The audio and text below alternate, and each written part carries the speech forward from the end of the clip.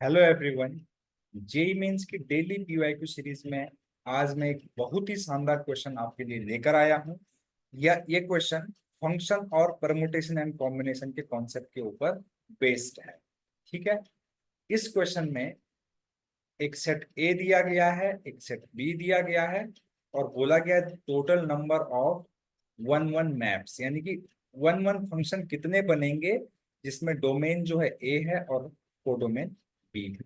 साथ में ये कंडीशन अप्लाई हो रही है। ध्यान दीजिएगा।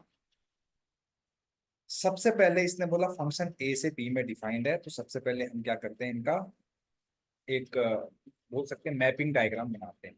1 3 7 9 11 ये ए सेट है।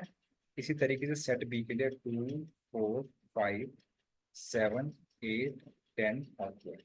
ध्यान से देखिएगा, बहुत ही इजी क्वेश्चन है और बहुत सारे इस टाइप के क्वेश्चन पूछे जा रहे हैं अभी जेई मेंस में, मतलब ट्रेंडिंग में इस टाइप के क्वेश्चन आ रहे हैं। अब ध्यान से देखिएगा, इसने बोला कि ये कंडीशन सेटिस्फाई भी होनी चाहिए। देखिए F1 प्लस F3 की वैल्यू 14 होनी चाहिए। देखो F1 को अगर मैंने 2 रखा, देखो यहाँ पे कौन कौन सी कंडीशन है, मतलब कौन कौन से दो केसेस है जिनका सम 14 हो सकता है। देखिए एक केस तो ये है 2 एंड 12, दूसरा है 4 और 10।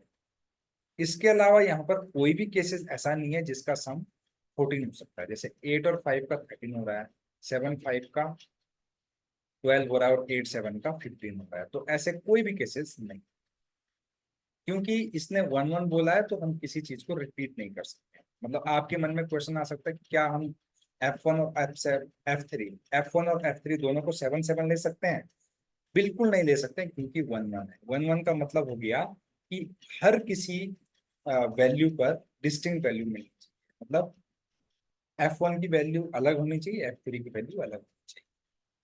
तो अगर मैंने F1 को 2 रखा तो F3 को मुझे 12 रखना पड़ेगा या फिर इसको 12 या इसको 2। इसी तरीके से F1 को अगर मैंने 4 रखा तो इसको 10 रखना पड़ेगा, इसको 10 रखा तो इसको 4 रखना पड़ेगा। ध्यान दीजिएगा, अगर ये कंडीशन बनी तो बाकी के तीन के पास तो सारे ऑप्शन है।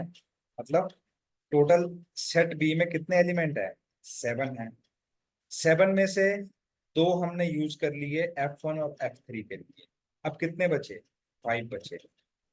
तो 7 के पास कितने ऑप्शन है? 5 ऑप्शन है, मतलब किसी एक से कनेक्ट होता है। लेट से 7 जो है 5 के साथ कनेक्ट हो गया, तो अब तीन एलिमेंट यूज हो चुके हैं। लेट से F1 2 है, और F3 जो है 12 है, और F7 की वैल्यू 5 हो गई। अब देखो 9 के पास कितने ऑप्शन है? या तो इससे कनेक्ट हो जाए, इससे हो जाए, इससे हो जाए, या इससे हो जाए। 4 ऑप्शन है। तो 9 के पास 4 ऑप्शन है, 11 के पास 3 ऑप्शन है, क्योंकि एक तो यूज हो गया 9 के साथ। अब 3 बचे, 3 में से किसी के साथ भी 11 क्या हो सकता है? यूज हो सकता है। तो देखिए 7 के पास 5 ऑप्शन थे, 9 के पास 4 ऑप्शन थे, और 11 के पास 3 ऑप्शन थे। सही है। हाँ, तो ऐसा ही इस केस में भी क्या हो जाएगा? 5 4 × 3। और ऐसे ही इन चारों केस के लिए हो जाएगा। तो मैं डायरेक्टली इसको सॉल्व करने के लिए क्या कर सकता हूँ? 4, क्योंकि ये 4 केस है, हर केस में ये हो रहा है। देखिए 5 × 4 × 3, इन सबको अगर आप ऐड कर देंगे तो आएगा 4 × 5 × 4 × 3। 4 × 3 = 12, 12 × 5 = 60, 60 × 6 = 240, यानी कि कितना आ रहा है? 240। तो अगर आप ऑप्शन में देखेंगे तो option number C is the correct answer.